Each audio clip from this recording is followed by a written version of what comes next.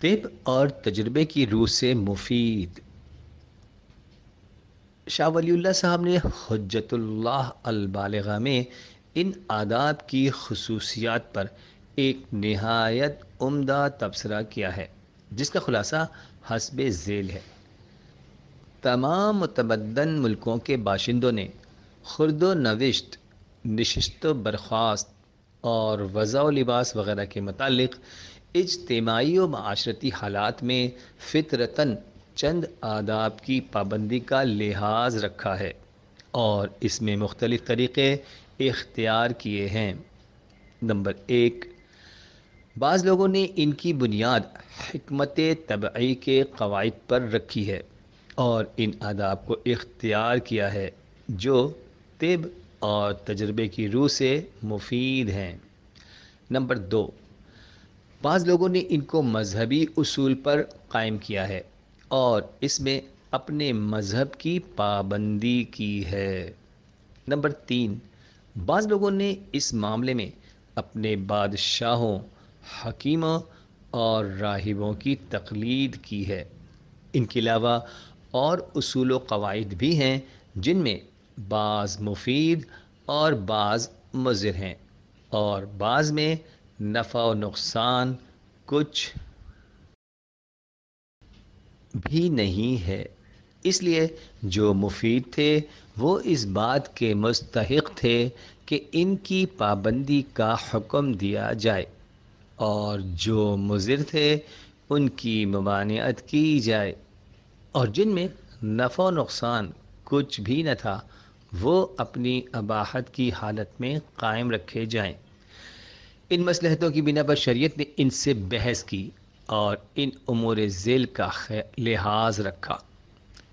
Number 1، ایک تو یہ کہ ان آداب کی پابندی سے بعض اوقات انسان اللہ کو بھول جاتا ہے اور دل کی صفائی باقی نہیں رہتی، اس لیے شریعت نے ان سے پہلے، ان کے بعد اور ان کے ساتھ چند دعائیں مسنون کر دیں جو اللہ کی یاد دلاتی ہیں۔ نمبر 2، بعض افعال و اشکال شیطانوں کے مزاج سے مناسبت رکھتے ہیں، مثلا ایک جوتا پہن کر چلنا اور بائیں ہاتھ سے کھانا، اس لیے شریعت نے ان کی ممانعت کی ہے۔ اس کے بخلاف بعض باتیں ایسی ہیں جو فرشتوں سے قریب کر دیتی ہیں۔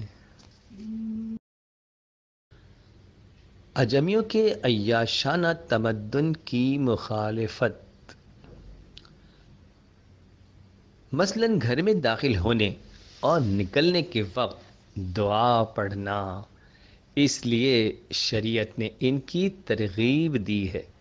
نمبر 3، بعض چیزیں ایسی ہیں جن سے تجربتاً تکلیف پہنچتی ہے، مثلا ایسی چھت پر سونا جس پر کوئی آڑ یا جالی نہ ہو، یا سوتے وقت چراغ کو جلائے رکھنا۔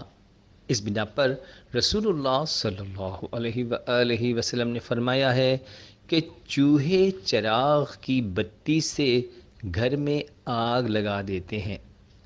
نمبر 4، بعض آداب ایسے ہیں جن سے اجمیوں کے مسرفانہ اور عیاشانہ تمدن کی مخالفت مقصود ہے، مثلا حریر، تصویردار کپڑوں اور چاندی اور سونے کے برتنوں میں کھانے پینے کی ممانعت۔ نمبر 5، بعض چیزیں وقار اور تمدن کے منافی ہیں اور انسان کو بالکل وحشیوں اور بددعاؤں میں شامل کر دیتی ہیں، اس لیے رسول اللہ صلی اللہ علیہ وآلہ وسلم نے ان کی ممانعت فرمائی تاکہ افراط و تفریط کے درمیان توسط و اعتدال کی راہ نکل آئے۔